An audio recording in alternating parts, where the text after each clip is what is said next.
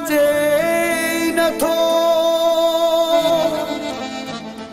केड़ी मर्जी थस सईद चढ़िया करे थोला गर्जी में मणो अली रजा चए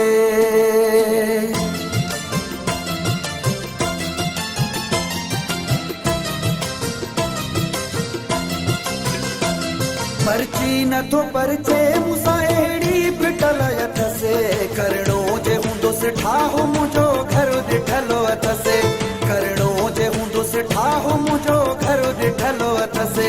परची नथो परचे मूंसां अहिड़ी फिटल अथसे करणो जे हूंदुसि ठाहो मुंहिंजो घर ॾिठल अथसे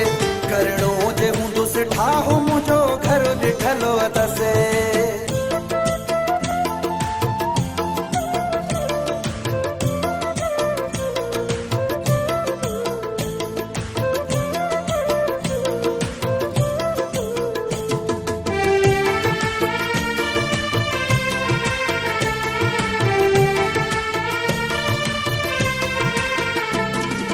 बाहूं बधम मिंथू कयम पेरे पयुसि मां पंहिंजो शहर छॾे हुन जे वञी शहर रहियुसि मां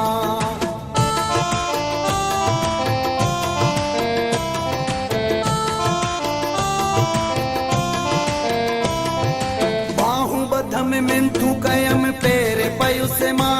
पंहिंजो शहर छॾे हुन जे वञी शहर रहियुसि मां ॿ टे दफ़ा मेड़ बि मुंहिंजी करणो जे हूंदुसि ठाहो मुंहिंजो घर ॾिठल अथसे करणो जे हूंदुसि ठाहो मुंहिंजो घर ॾिठल अथसे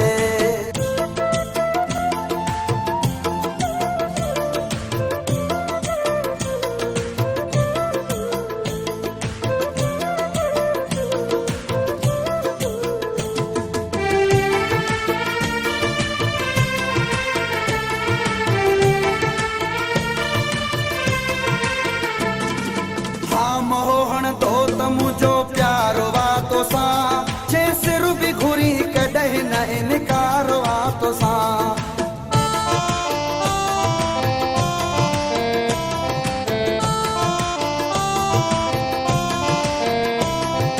हाँ मोहन तो मुझो प्यारो वातो सा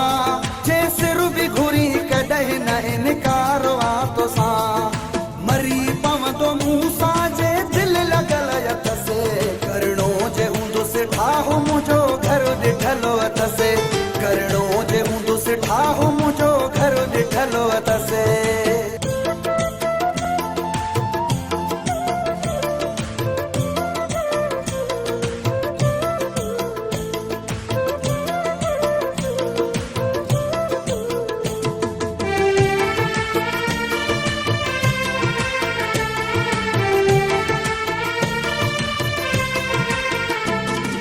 मूंखे छॾे ॿिए कंहिं जो कीअं थींदो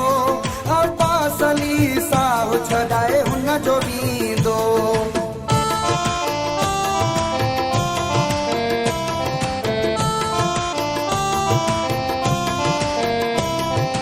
मूंखे छॾे ॿिए कंहिं जो कीअं थींदो और पासली साह छॾाए हुन जो वींदो हेॾां बि कंहिं चांडे सां संगत रखियल अथसे करणो जे हूंदुसि ठाहो मुंहिंजो घर ॾिठल अथसे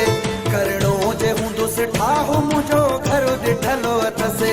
परची नथो परचे मूंसां अहिड़ी फिटल अथसे करणो जे हूंदुसि ठाहो मुंहिंजो घर ॾिठल अथसे